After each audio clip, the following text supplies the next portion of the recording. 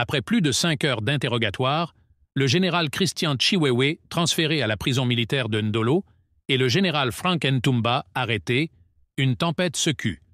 L'armée congolaise. La République démocratique du Congo vit une nouvelle secousse d'une extrême gravité. En ce jour historique, 2 figures majeures de l'armée congolaise viennent d'être frappées par la justice militaire.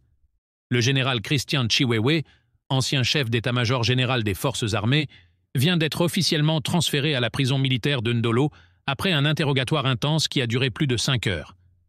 Quelques instants plus tard, le général Frank Ntumba a été arrêté à son tour, dans ce qui ressemble à une opération de nettoyage de très haut niveau au sein de l'armée congolaise.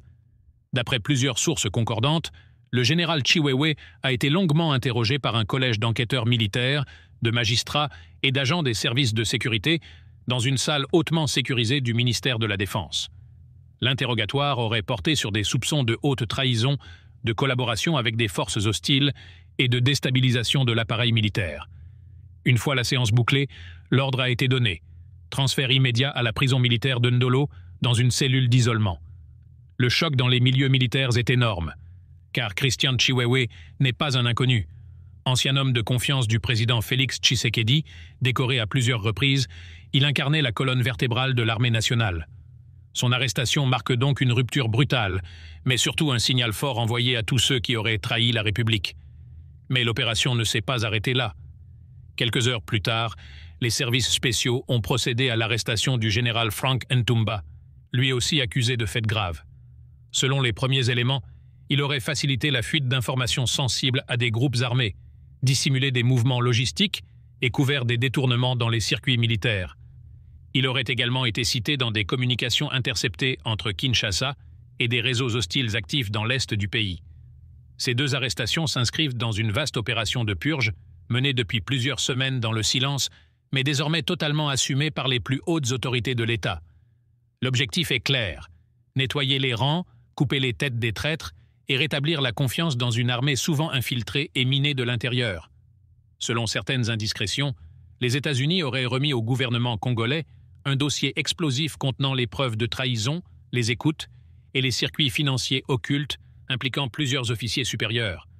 Le nom de Chiwewe serait revenu à plusieurs reprises, tout comme celui de Ntumba. Du côté de la présidence, c'est le silence radio.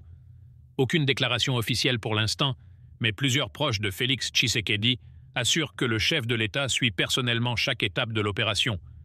Il aurait donné des instructions très précises pour que la justice militaire aille jusqu'au bout, sans pression ni exception. Mais cette situation ne manque pas de faire grincer des dents. Certains analystes y voient un règlement de compte entre factions militaires rivales, d'autres parlent d'un coup de filet nécessaire pour éviter un effondrement stratégique de l'État congolais. Les partisans du général Chiwewe, eux, dénoncent une cabale politique, voire une volonté d'écarter tous les potentiels rivaux à l'intérieur du système sécuritaire. Ils menacent même d'organiser une manifestation de soutien dans les jours à venir, malgré le contexte explosif. Dans les rues de Kinshasa, la nouvelle a semé un mélange de stupeur et de soulagement.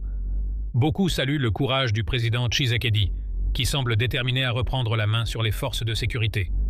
D'autres redoutent une réaction en chaîne, avec des tensions internes dans certaines unités de l'armée, voire des actes d'insubordination dans les jours à venir.